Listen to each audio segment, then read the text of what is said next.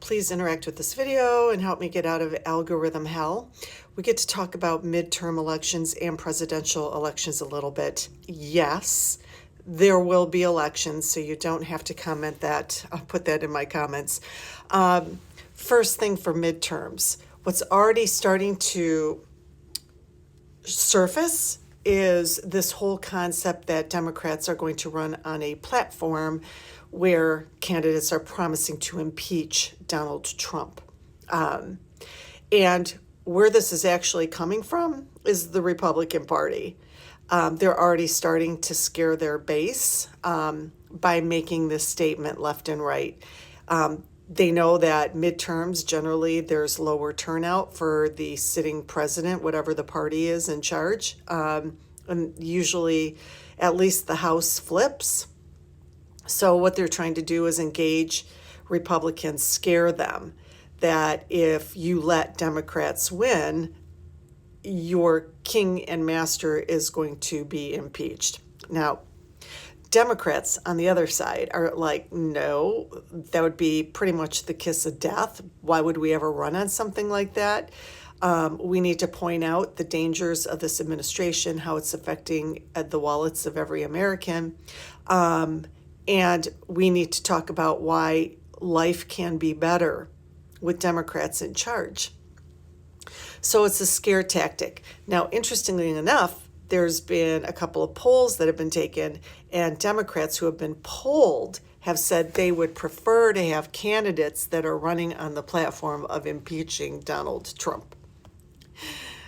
So that's something the Democratic Party is going to have to deal with. Now, talking about presidential elections on the Democratic side. So there's been so many polls that are being taken on a regular basis, putting forward potential candidates. And overwhelmingly, Kamala Harris is beating everybody in the pack in terms of who they'd like to see run and who they would elect if the election were held right now. And then the other folks that fall behind her are AOC, Governor Newsom, and Pete Buttigieg. One of the polls, actually, Buttigieg came out first, but overwhelmingly it's been Kamala Harris.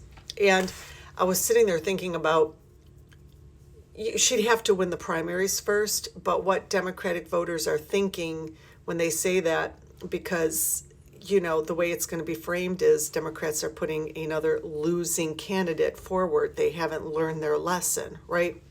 I'm just being honest. That's going to be the messaging. So I was looking at the numbers. In 2024, Kamala Harris received a little over 75 million votes. Donald Trump received a little bit over 77 million votes. So she only lost by roughly 2 million. I mean, a loss is a loss. But when you look at that compared to 2020, Biden got 81 million votes, a little over 81 million. And then in 2016, 65.7 million people voted for Hillary versus Trump's 62.9 million. Yes, she beat him by nearly 3 million votes, but because he played the electoral game, which I've said before, it's the math. We just have to make the math work. And that's what Republicans did when Trump ran in 2016. I just want to point out that that totally debunks the argument that America's not ready for a female president. A female candidate got 3 million more votes than Donald Trump.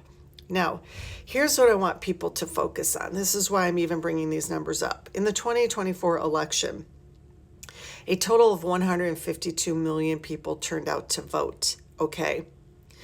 But 20 million, approximately 20 million registered voters did not turn out to vote. It doesn't matter if they're Republican or Democrat, they just did not turn out to vote. That's pathetic. Here's the other jaw-dropping number. Approximately 50 million U.S. citizens who are eligible to vote, meaning they meet all the criteria for walking in and registering, are not registered to vote. Nearly 50 million. Okay. So could Kamala Harris win Yes. Are we ready for a black female president? Yes.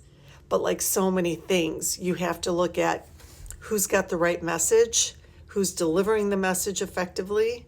Is it a platform that people are going to be thirsty for? And is it going to motivate the people who are registered to vote, who didn't vote, to come out and vote next time? Is it going to motivate people who aren't registered to finally go and get registered? That's got to be the candidate. It could be Kamala. I don't know. But I'm just letting everybody know that.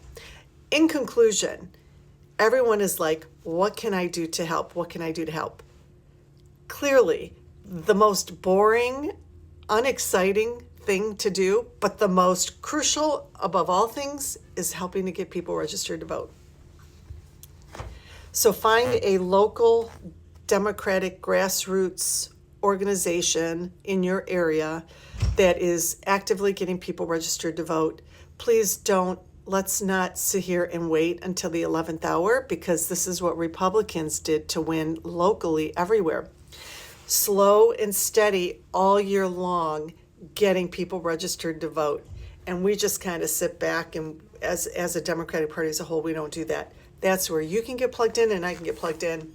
You're just going and knocking on doors and saying, we show that you're eligible to vote. Would you like me to help you get registered? And you'll get trained and everything, and it'll be incredible, the number of people we can get registered if we all get plugged in now. So one of the things you can do is reach out to your local county Democratic club or your city club and ask them what organizations are currently getting Democrats registered to vote and sign up. That's what I would recommend. I am going to do that. I'm going to a city meeting Thursday night for our city, and I'm going to be getting that information, and I'm going to start working on that myself. So here you go.